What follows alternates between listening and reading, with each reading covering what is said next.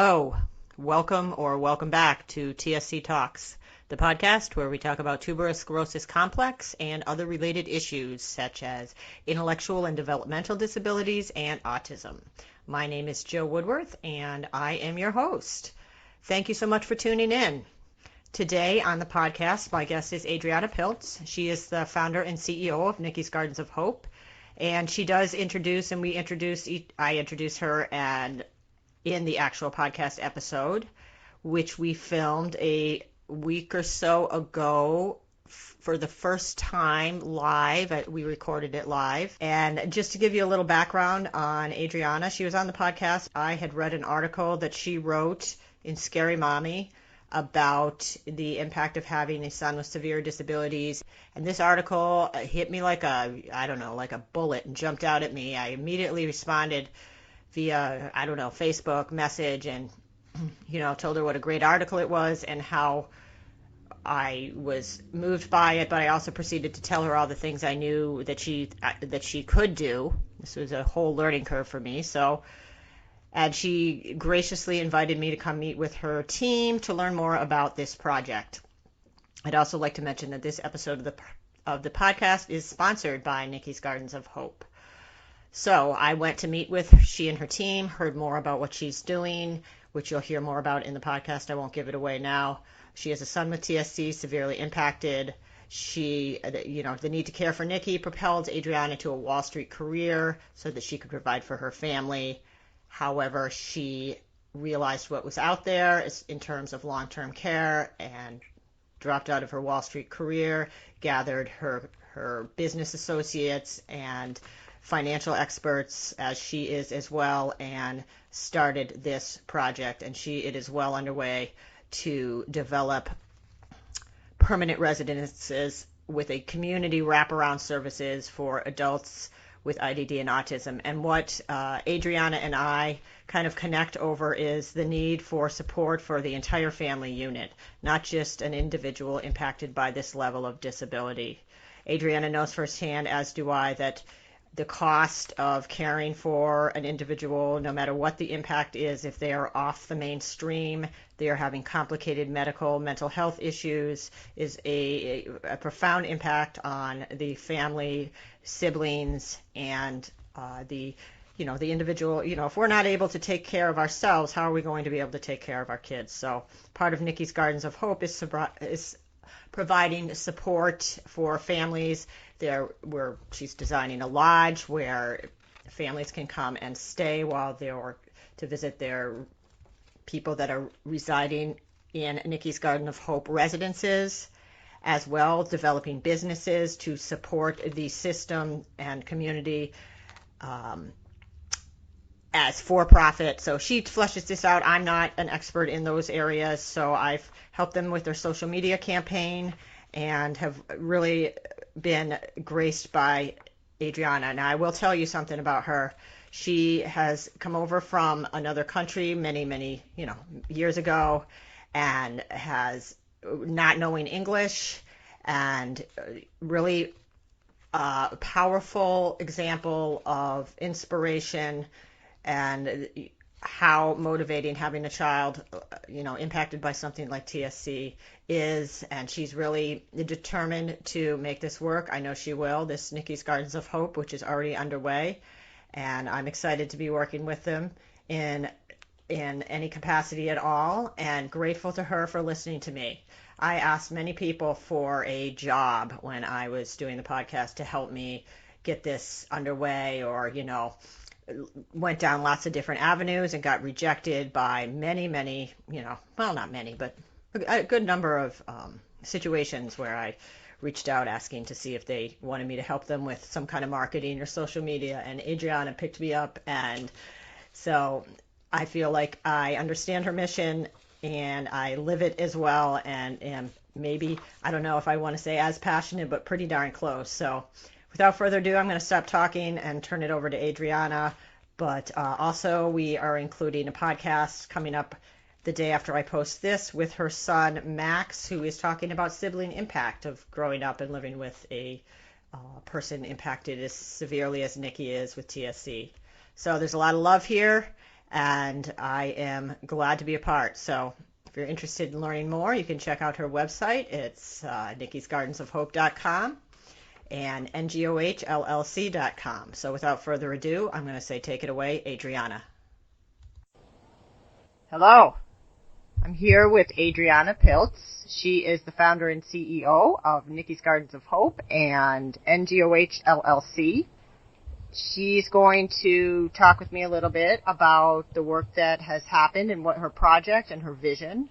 She was on the podcast back in October and gave us the background history of her experience with her son Nicky and working on Wall Street, frustrations with the system, and there not really being anything adequate long-term for adults with IDD and autism that integrates any kind of quality of life. So I'm going to stop talking and just, Adriana, why don't you just tell me a little bit about what you're doing and anything else, and we'll just kind of have a chat. We're just going to be chatting. Just chatting.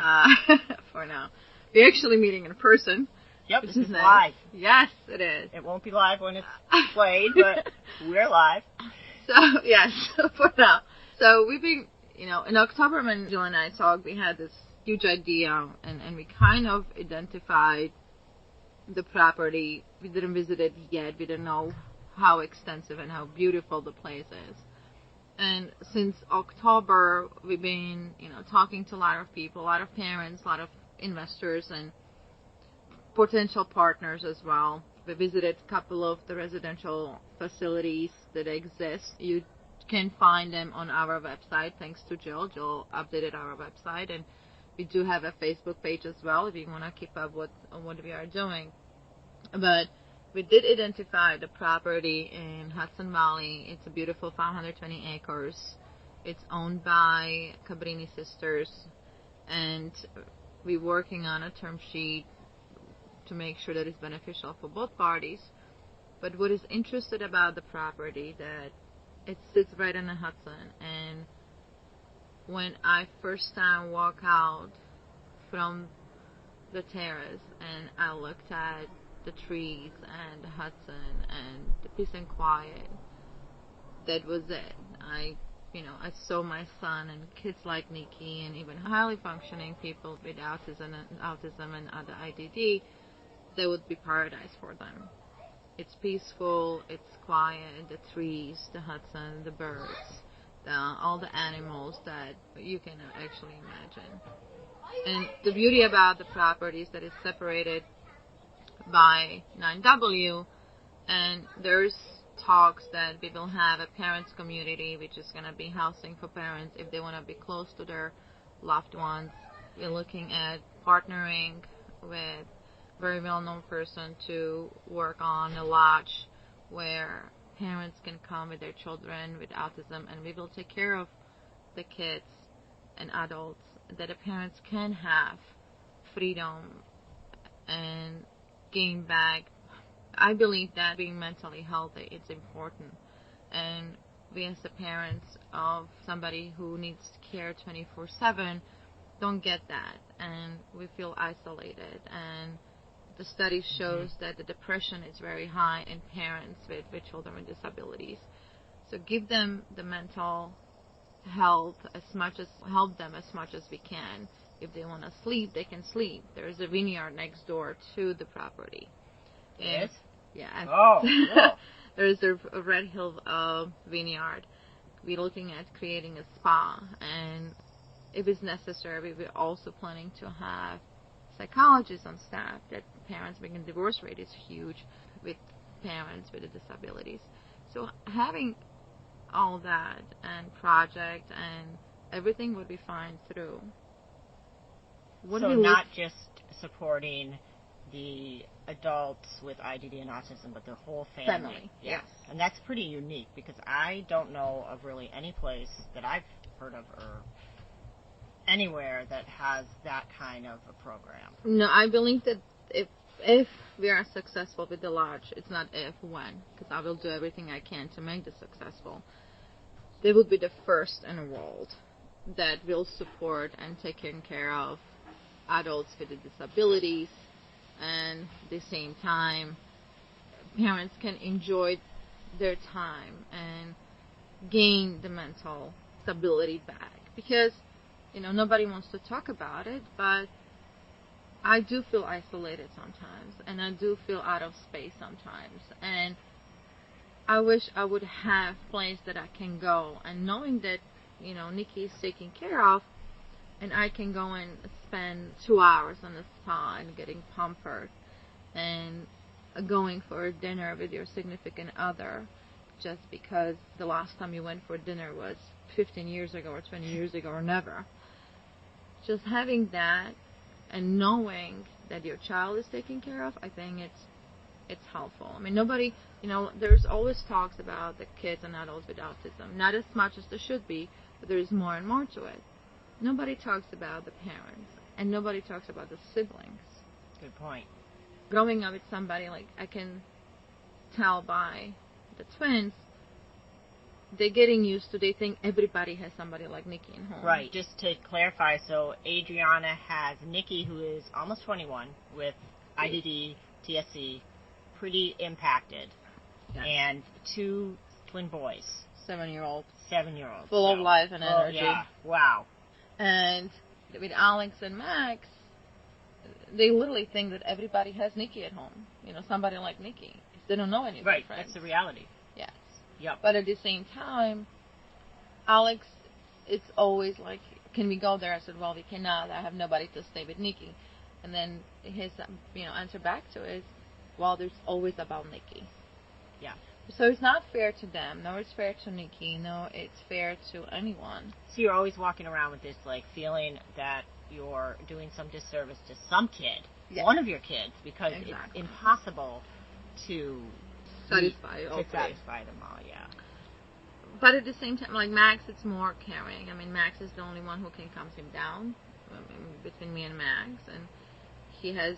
How does he do that?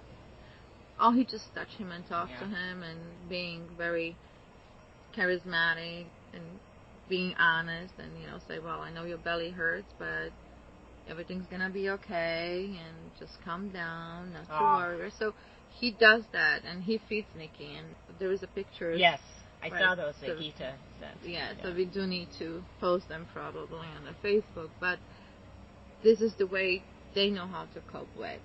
To give also, to understanding siblings, how they dealing, what they feel having somebody like Nicky. So one thing that our team, including Jill, talked about, to having YouTube channel for, one of the kids interviewing other siblings of the children or adults with disability, how they feel. Because from their perspective, from the child perspective. And I believe that child is the most honest. Not my kids. They lie. Some. But the questions they ask, it's the questions from heart. Yeah. Yeah, stuff that people might not feel comfortable asking, and that is really important for, I think, society to understand, because I think if you feel different at all as a kid, if it's not framed right, it can be a setback. So we have not just the population impacted by IDD and autism, but the family, the siblings. It's just by what Adriana's trying to do, supporting the whole family, looking at the bigger picture, not just the individual that you see. There's just so much more involved. Yeah. And the one thing what we found, I mean, there are places in New Hope and then Center for Discovery in New York. There is place in Chicago, I think Lamb Farms. The one thing what they all have, it's, residential. Those are residential service, programs. yeah, services. But what we're trying to do actually is combine everything together on one place, having employment and training for people. I mean, for me personally, to give a first paycheck, real paycheck, not the government dictated paycheck that it's 50 cents per hour payment to a person with disability just because Constitution says that, but giving a real paycheck for the job earned to a person who was told that they're good for nothing. Mm-hmm. And take that and take the picture and send it to the parents. That will be my biggest accomplishment that I can do and provide for parents, because they want to be part of the community. They want to be part of the society. They want to be accepted the way they are, and help them to grow. So having residential, having workforce housing as well on the property, and we have a potential partner on that as well to build the housing to help them earn as much as independence as possible. But again, we have to be careful how we're doing that and how we're looking at it, because not everybody, it's like Nicky will never earn the paycheck. Right. So there's all different ways levels. people are impacted. But if there is mid to high functioning level person with disabilities, I don't believe in disabilities. I believe in abilities, and I think I said this in October. I don't. Everybody Agreed. has his own abilities. Even Nicky has the ability to pull the weeds out, and this is going to be part of his therapy. But there are places we would love to have inclusive and make sure that it's open to community and they are part of the community, because they are humans like we are. They didn't choose to be the way they are. We need to accept them the way they are and help them to grow the best they can be. And for me personally, I want to die in peace knowing that Nicky and children like Nicky are taken care of, and they are in the best place on earth, and they are having home. They have a chance for a life. Yes. Like feeling lost, and this comes from personally not belonging anywhere right now and not having the homes, the sanctuary where, you build for 20 years and you lose that and you don't really belong anywhere. To have built something that you as an individual, doesn't matter from if you're having any disability or not, feeling that it's your home and you're building it and you're living it, I think it's important for mental health. It's important to being part of something, and just giving them that, and giving parents the peace of mind that their child will be taken care of, and they are in the best place that it can be, while not depending on the government. Is where our balanced revenue risk model comes from. And the core B side, we will have a profit and non-profit. We are having for-profit and non-profit. For-profit will generate revenues and supporting the non-profit if it's necessary because of the government cuts, because of the tax for the donations. And it's going to get worse and worse. The way we're looking at it is, and this comes quote from somebody who actually responded to my email, said this is perfect example of the capitalism for social good. We do not want to be dependent on the government, because to dealing with the government agencies and we worry all the time what new government brings, it's not something that I want to add the stress to the corporation or the residents or the employees or anybody else. So we can figure out how we can work and create a sustainable revenue generating model that supports a nonprofit, which nonprofit will only be taking care of the people with, in the residential, and they don't have to clean. We're gonna subcontract everything to the profit one, which nonprofit side is gonna be only the care for the people with the different abilities. That is the main goal of Nicky's Gardens of Hope and NGOH combination of, and then within a year we can change to core B. That's pretty unique. Yes.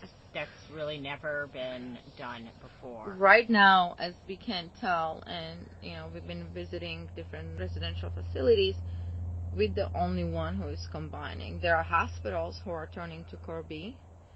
We were told on pretty much every single meeting we go to that is the most genius ideas that they heard, and everybody wants to, want us to work with them and help them to see if they can go and create a for-profit, non-profit.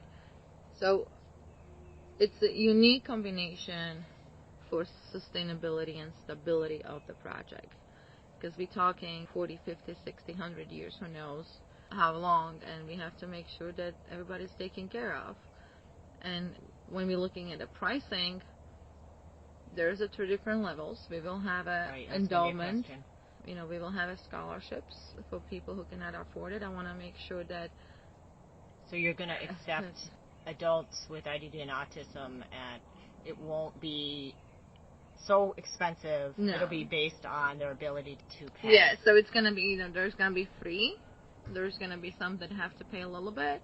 And, there's going to be different level that people can pay actually full through the private health insurance but again, we want to make sure that if you cannot pay and we can take care of your adult child the best we can, we will make sure that we will figure out how to cover the cost, because it's not fair.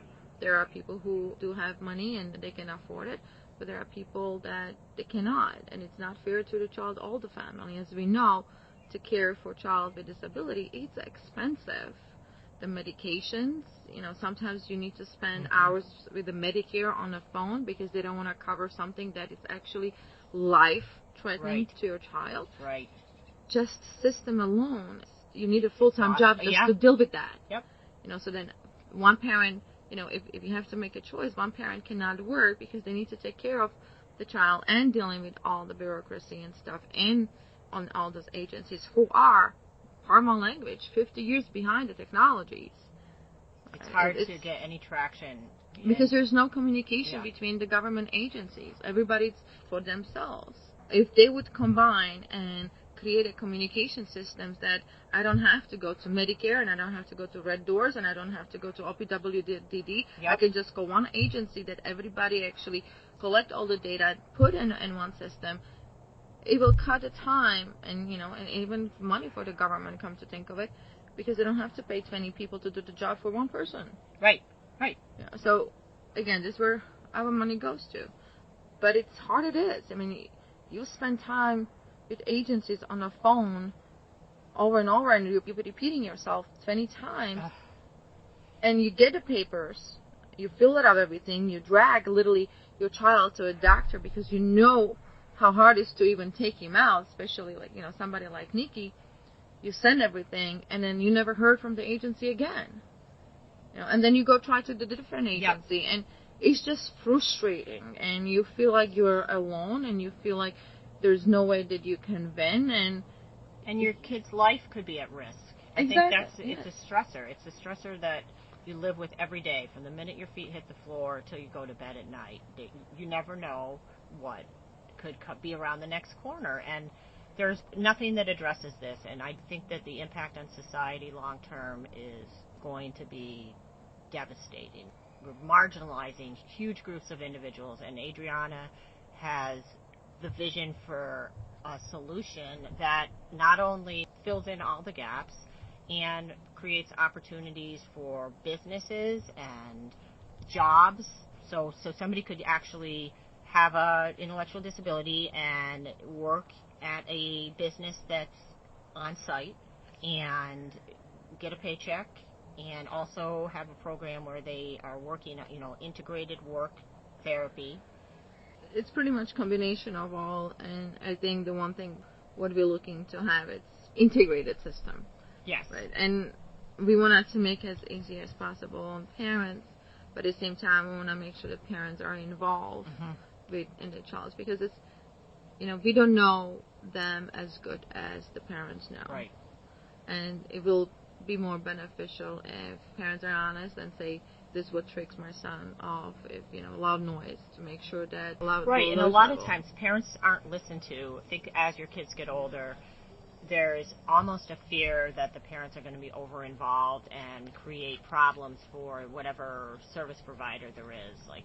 And I can see why that might be a concern, but with, especially with mental health issues, I just think that the more that the parent can be involved in a way that they feel like they're not threatened, they don't feel afraid that if they are truthful that they're going to lose something. Something's going to be taken away. And the one thing that Jill and I are looking to work on is having support group webinar, which is not going to be recorded.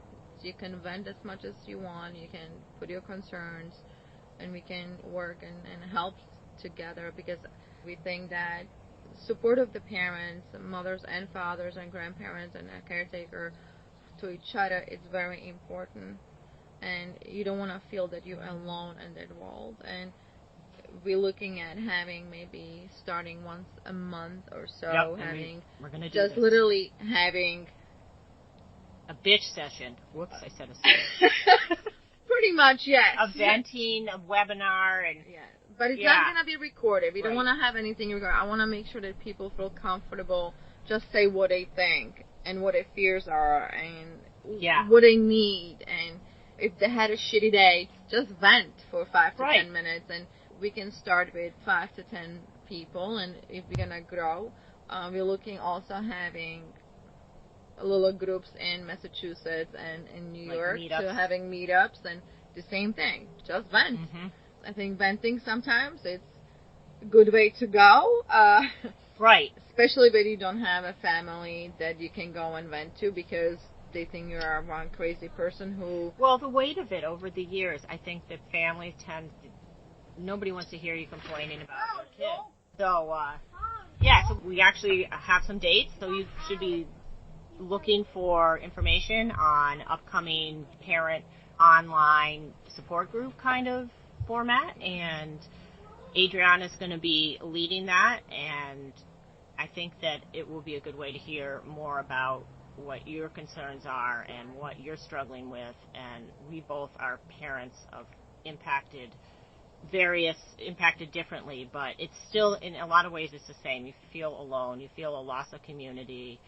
There's really other parents, their concerns seem, I don't want to say trivial, because I don't think it's trivial, but it's a different path. And it's hard, and again, you feel alone, you feel lost, and you feel isolated, and you feel that, nobody understands what you're going through. So having the support group alone, and it's no charge to that. It's still trying to figure out how we can put as many people as we can on a webinar, and there's going to be more information on that as we go on. But honestly, the only thing what I wanted to have that is just to support one another. Mm-hmm. And if this is going to go well, we can do every other week. And we're just trying to figure out what people feel comfortable with, what their fears are, what their needs are, if you had a bad day, like I can have a bad night because of Nicky had accidents and I have to go at 4 o'clock in the morning to the laundromat because I live in New York, which we don't have a laundry in the buildings. Just having bad day, you can just vent. And again, we're making sure there is no judgment, there is no recording of it, there is nothing. It's whatever it is, at that second, that it is. Yep. So just look it up for the information on that. And Jill is working on her TSC talks together with Nicky's Gardens of Hope. Hoping to have all kinds of guests coming up, and I think the YouTube channel that we're trying to create, and having guest siblings talking to others, just having conversation how it is. And again, one of my twins probably going to interview another twin, so that should be interesting. Yeah. So right now you are doing a lot of fundraising and getting impact investors. Yes, donations. So we're getting donations and impact investors group for investments and a loan for the property. Just want to make sure that you are aware we're not sitting and just talking, not doing anything. We do have meetings with potential partners, calls. We're traveling. I mean, I think I made it this year already around 45,000 miles, which is all over the place. Traveling up and all down. The time. But it's a good thing because people wanted to hear. Mm-hmm. And the saddest part of going on meetings is that every time we're on a meeting, there's always somebody who is affected somehow with the same issues, that their child or their nephew or niece or somebody they know is reaching the point of the cliff. And the cliff, when we looked it up statistics and looked it up different reports, the government funding gets cut 65%, which is, I still don't understand where their thinking is.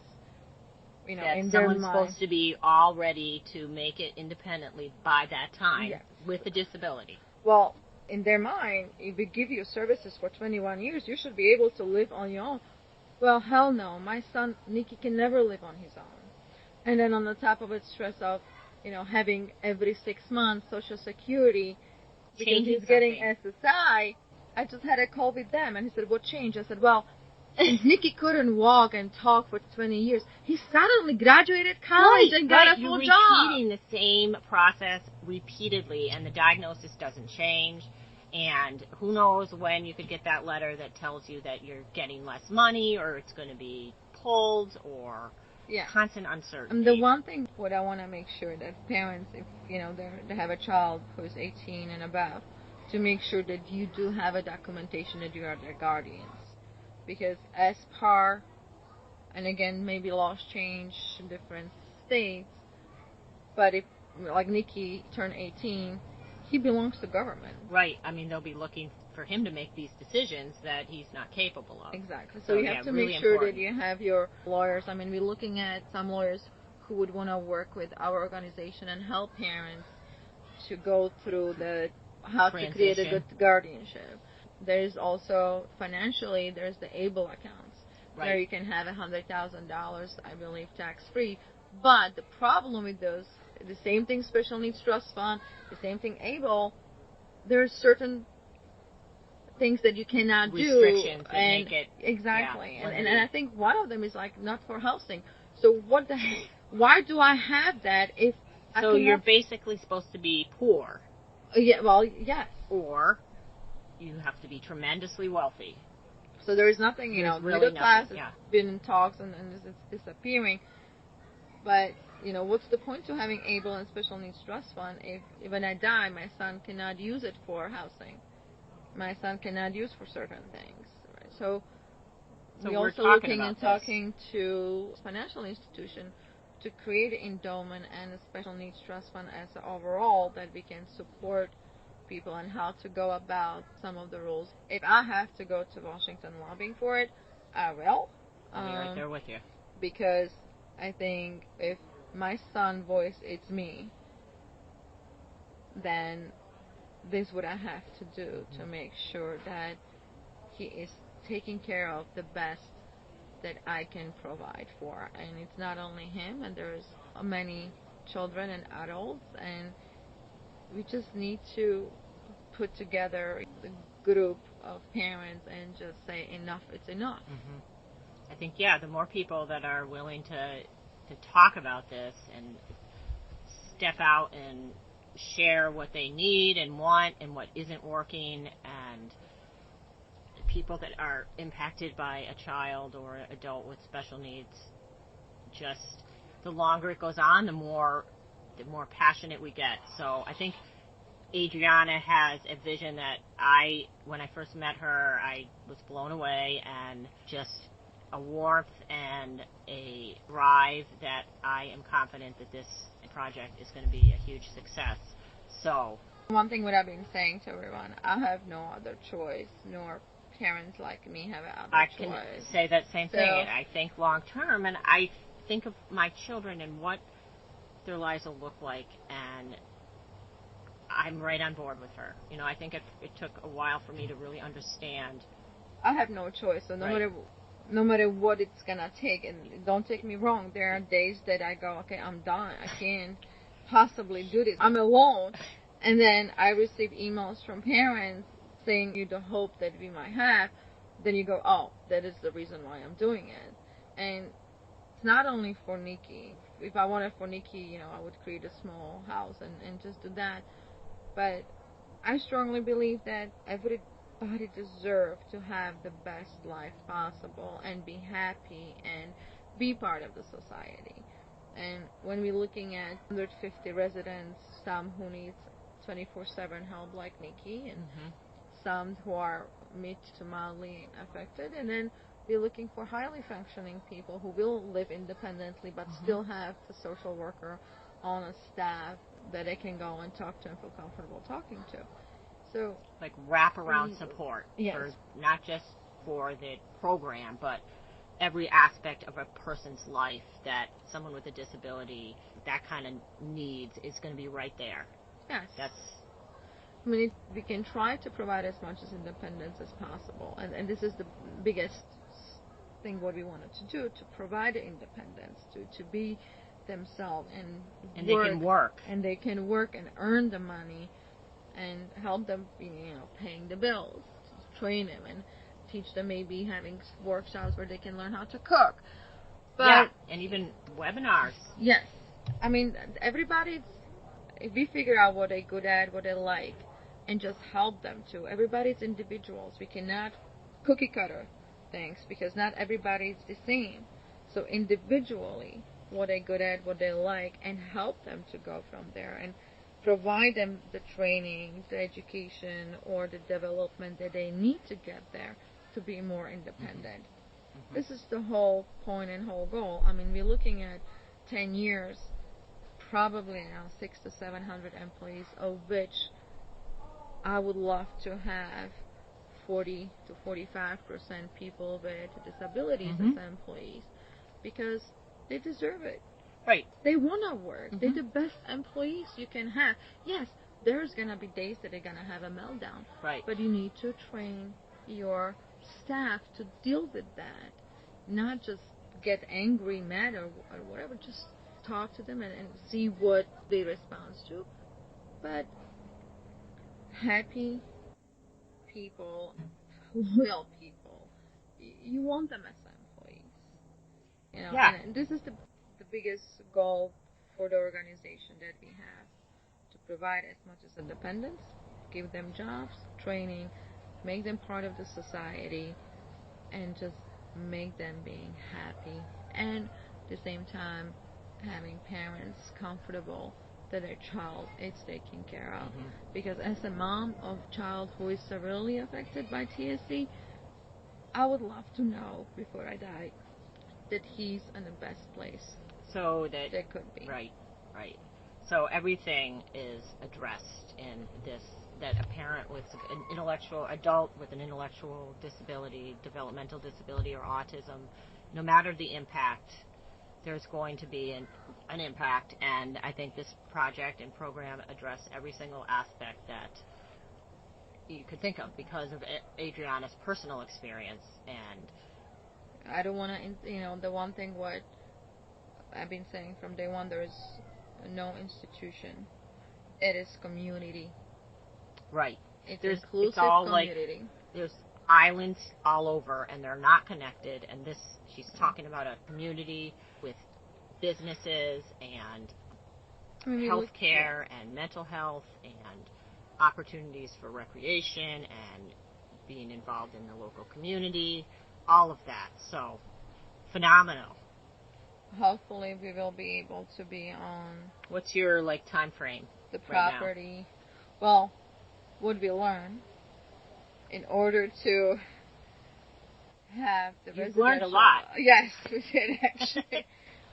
We will be looking at creating partnership with some of the existing groups just because of the approval and certification from certain government agencies. So there will be some involvement with government agencies. We have to have an involvement with OPWDD. And that's they're the one who needs to approve before we're going to put a first residence. It doesn't mean that we will take money from them or that we will not take the money from them. But the whole reason behind to having for-profit and non-profit is that any government changes will not affect how we support and provide the services to people with disabilities. Just look what happened with the Special Olympics. Yeah. So that was one of the reasons I'm like, okay, then we are on the right path because we do not want to be dependent. I can't. Yeah. Possibly because a lot of nonprofits, some are suffering more than others just because they depend on the government. And from even a capitalist perspective, it makes sense because the goal is to diminish or to lessen dependence on government. So in giving these people the opportunities, valuable individual human beings, the opportunity to step down from their reliance on government. And not to worry about, are my benefits going to get right. cut? Are my SSIs going to get cut? Or, can I afford my medication? Exactly. Yeah. I mean, we know how expensive the medications are and care. I mean, I don't have anybody taking care of Nicky, it's only... No respite. No respite. Right, We that's don't another have the respite. huge problem that this is meeting with respite. So it's... Yeah. And it's... Nicky, it's 6'2" and probably 200 pounds. I don't know anyone who would be able to lift him up or try to give him medication or put him on a toilet. So project is in the progress. It's moving faster. There's a lot of things that we learned since October till now. We met a lot of wonderful people who wanted to be part of the project, who believe in the project. And as I said, I will not give up until I don't have the best place for Nicky and kids like him. Yeah. I mean, they're always going to be kids in our hearts.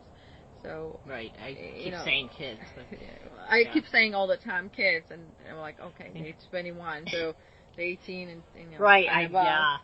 But they're going to be always kids in our hearts. And I think I said to one of the investors back in February, I said, if I have to go and beg around the corner for money for the project, I will. I have no shame to that. I have no, it's not for me, it's for families like mine. Yeah. And we all deserve to have the best place.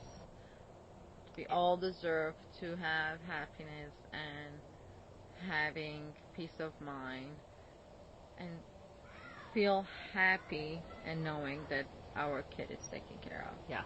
And they are happy. I mean, every parent wish that their children, would be that happy kid. Well, sometimes, like with Nicky, I don't know when he's happy. He smiles, sometimes he laughs. But he loves nature, and he loves trees, and he loves waterfalls. And so if this is what I can provide for him, and for kids like him, we're not giving up. We're actually moving forward. We're coming closer and closer. Every day. We're redefining every time we learn something new.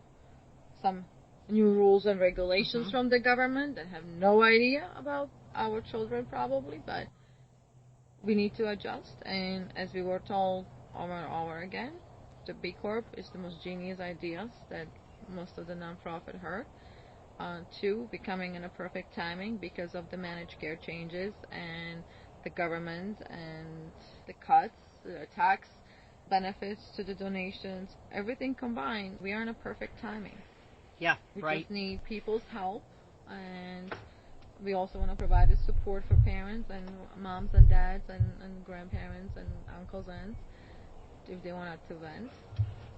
We will keep everybody posted how we are going. I think Julie's doing a wonderful job on our page. Trying.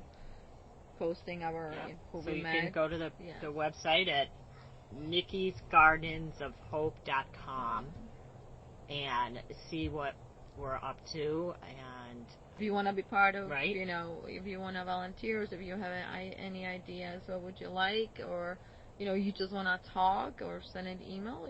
I'm the one who gets the emails with Jill, so you're more than happy to just reach out. Yep, and if you want to get involved, more than happy. Happy to, take anybody. More people, more parents cannot do it alone. It's always better to do when it's more people than how Max says. Teamwork makes the great work, or something. No, what is that? He says one of those things. Teamwork makes the work. What makes the great work? Something like that. But again, it's coming along. Yeah. So thank you, Adriana. For the long talk. I just have to tell you how much it's meant to me to be involved. So thank you. Thank you.